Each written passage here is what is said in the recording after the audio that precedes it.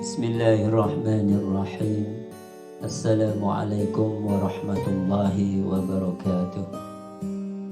Diriwayatkan Syekh Abdul Qadir ditanya oleh seorang ikhwan, apakah pedoman dalam pandangan hidup beramal? Bagiku wajib, benar, pantang untuk berdusta. Diriwayatkan pada waktu Syekh menginjak usia muda belia, berusia 18 tahun, pada suatu hari, yaitu hari Arafah bagi kaum muslimin yang naik haji atau sehari sebelum Idul Adha, beliau pergi ke padang rumput mengembalakan seekor unta. Di tengah perjalanan, unta tersebut menoleh ke belakang dan berkata kepada beliau bahwa bukan beginilah tujuan hidup Syekh dilahirkan ke dunia ini. Peristiwa itu mengejutkan Syekh dan beliau kembali pulang. Sekembali di rumahnya, beliau naik ke atap rumah dan dengan mata batinnya beliau melihat suatu majelis yang amat besar di Arafah. Setelah itu Syekh memohon kepada ibunya agar ibunya suka membaktikan dirinya kepada Allah serta mengirimkannya untuk pergi ke Baghdad. Telah diketahui oleh umum, pada waktu itu Baghdadlah sebagai pusat kota ilmu yang terkenal oleh seluruh kaum muslimin dan didatangi oleh para pemuda. Para siswa dari seluruh penjuru dunia Islam, Syekh Abdul Qadir berkeinginan keras untuk nambah ilmu dan meningkatkan kerohaniannya dalam bergaul dengan para wali lainnya beserta orang-orang suci di Baghdad. Kecintaan ibunya, rumah dan tempat kelahirannya, perjalanan yang sukar dan berbahaya serta jauh, lagi pula akan berdiam di suatu tempat di mana tidak ada teman dan sanak famili. Itu semua bagi Syekh tidak menjadikan halangan atau mengurungkan niatnya untuk mencari tambahan ilmunya.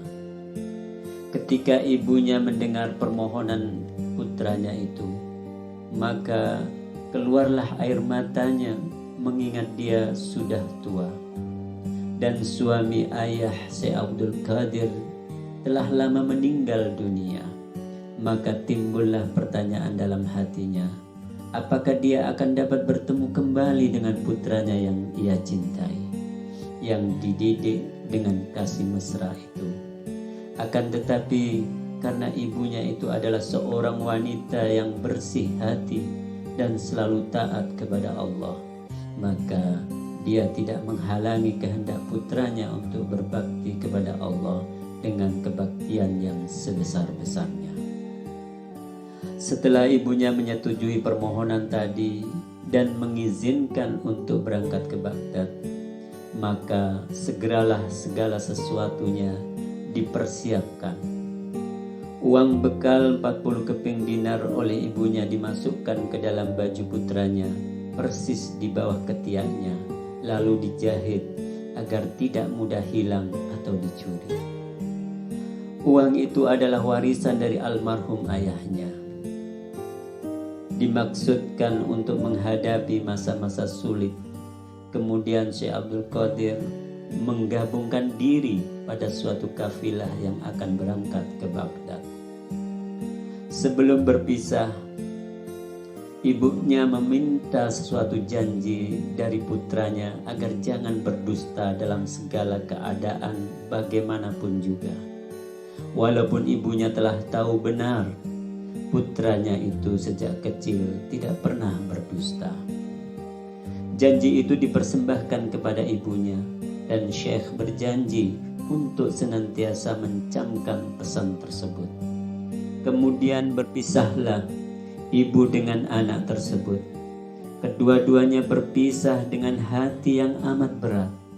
Setelah beberapa hari kafilah berangkat dan Syekh Abdul Qadir turut pula di dalamnya berjalan dengan selamat. Maka tatkala kafilah itu hampir memasuki kota Baghdad, di suatu tempat Hamdan namanya, tiba-tiba datang segerombolan perampok. 60 orang penyamun berkuda merampok kafilah itu habis-habisan. Semua perampok tadi tidak ada yang memperdulikan, menganiaya atau bersikap bengis kepada Syekh Abdul Qadir karena beliau tampak begitu sederhana dan miskin. Mereka berprasangka bahwa pemuda itu tidak mempunyai apa-apa. Kemudian ada salah seorang penyamun datang bertanya kepadanya, apa yang dia punyai? Dijawabnya bahwa dia mempunyai 40 keping dinar dijahit di dalam bajunya. Penyamun tadi lalu lapor kepada pemimpinnya apa yang telah ia dengar dari pemuda itu. Lalu diperintahkan kepala penyamun tadi supaya pemuda itu dihadapkan kepadanya. Setelah Syekh menghadap dan ditanya oleh kepala perampok itu, apakah benar apa yang telah dikatakan tadi? Dijawab oleh Syekh bahwa benar apa yang telah diucapkan tadi. Sang kepala penyamun lalu menyuruh mengiris jahitan bajunya, dan setelah jahitan baju itu tersayat, maka keluarlah kepingan 40 dinar. Melihat uang itu, hati penyamun tidak menjadi sukacita, tetapi terpesona sejenak. Kemudian menanyakan lagi kepada Syekh Abdul Qadir, apa sebabnya dia berkata sebenarnya.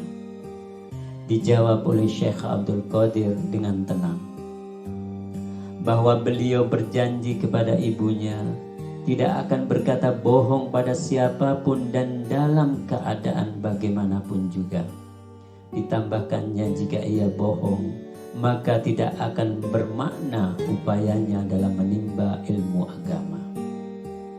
Mendengar jawaban itu, kepala perampok tadi bercucuranlah air matanya dan menangis terseduh-seduh, karena ia merasa dalam hati kecilnya bahwa ia selama hidupnya terus-menerus telah melanggar perintah Tuhannya. Sedang seorang pemuda ini tidak berani melanggar janji terhadap ibunya. Lalu sang kepala perampok jatuh tertunduk di kaki Syekh Abdul Qadir dan menyesali dosa yang pernah dilakukannya.